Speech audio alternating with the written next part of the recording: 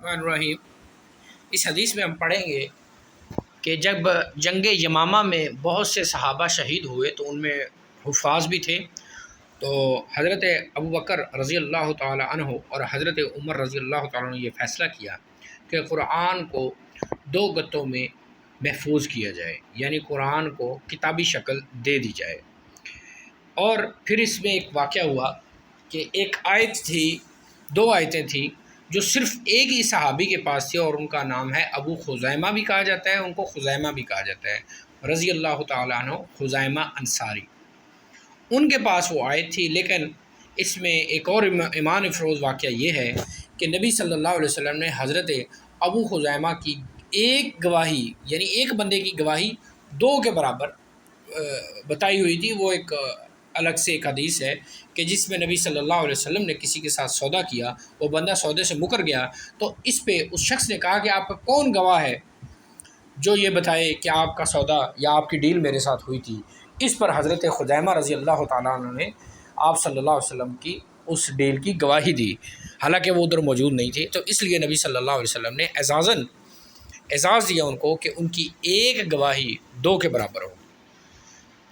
صحیح بخاری حدیث نمبر 4679۔ حضرت زید بن ثابت رضی اللہ تعالیٰ عنہ سے روایت ہے، وہ وحی لکھا کرتے تھے، یعنی کاتب وحی تھے۔ انہوں نے فرمایا جنگ یمامہ میں بہت سے صحابہ شہید ہوئے، تو حضرت ابوبکر رضی اللہ تعالیٰ عنہ نے مجھے بلایا۔ آپ کے پاس حضرت عمر رضی اللہ تعالیٰ عنہ بھی تھے۔ حضرت ابوبکر رضی اللہ تعالیٰ عنہ نے مجھ سے فرمایا، حضرت عمر رضی اللہ تعالیٰ عنہ میرے پاس آئے اور کہا، جنگ یمامہ میں بہت زیادہ مسلمان شہید ہو گئے ہیں، اور مجھے خطرہ ہے کہ اگر مختلف مقامات پر اسی طرح قرہ صحابہ شہید ہوتے رہے تو قرآن مجید کا بہت سا حصہ ضائع ہو جائے گا۔ اب تو ایک ہی صورت ہے کہ آپ قرآن مجید کو ایک جگہ جمع کرا دیں، اور میری رائے تو یہ ہے کہ آپ قرآن کریم کو جمع کرنے کا کام ضرور کر دیں۔ حضرت ابوبکر رضی اللہ تعالیٰ نے فرمایا، میں نے حضرت عمر سے کہا،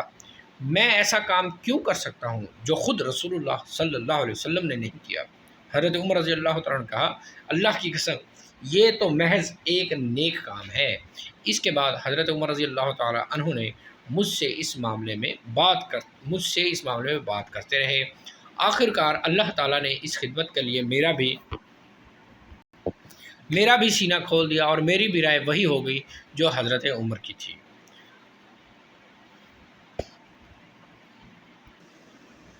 حضرت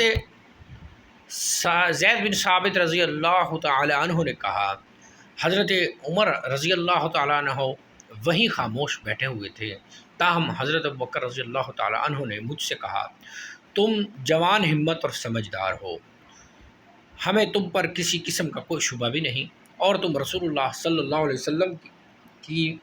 وحی بھی لکھا کرتے تھے، اس لیے تم ہی قرآن مجید کو جا بجا تلاش کر کے اسے جمع کر دو۔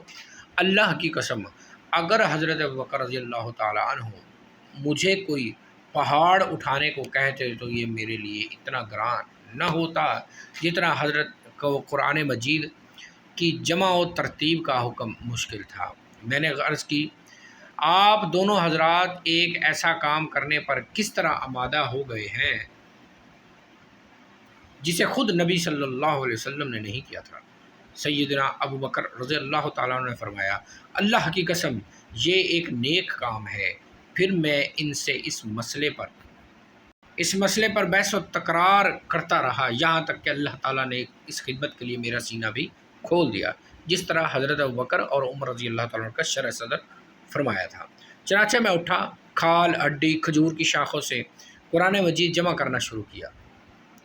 لوگوں کے حافظے سے بھی مدد لی، حتیٰ کہ سورہ توبہ کی 2 آیات حضرت خزیمہ انصاری رضی اللہ تعالیٰ عنہ کے پاس پائیں۔ وہ ان کے علاوہ کسی اور کے پاس لکھی ہوئی نہ تھیں، اور وہ یہ ہیں، لَقَدْ جَاءَكُمْ رَسُولٌ مِّنْ أَنفُسِكُمْ وَهُوَ رَبُّ الْعَرْشِ الْعَظِيمِ۔ یہ بیچ میں آیت مکمل نہیں لکھی، یہ اینڈ لکھا ہوا ہے، اوراق جن میں قرآن جمع کیا گیا تھا وہ سیدنا ابوبکر رضی اللہ عنہ کے پاس رہے تھے، حتیٰ کہ اللہ تعالیٰ نے ان کو وفات دی، پھر حضرت عمر فاروق رضی اللہ عنہ کے پاس رہے، حتیٰ کہ اللہ تعالیٰ نے ان کو بھی فوت کر لیا، پھر ام المومنین حضرت عائشہ حضرت حفصہ بنت عمر کے پاس رہے۔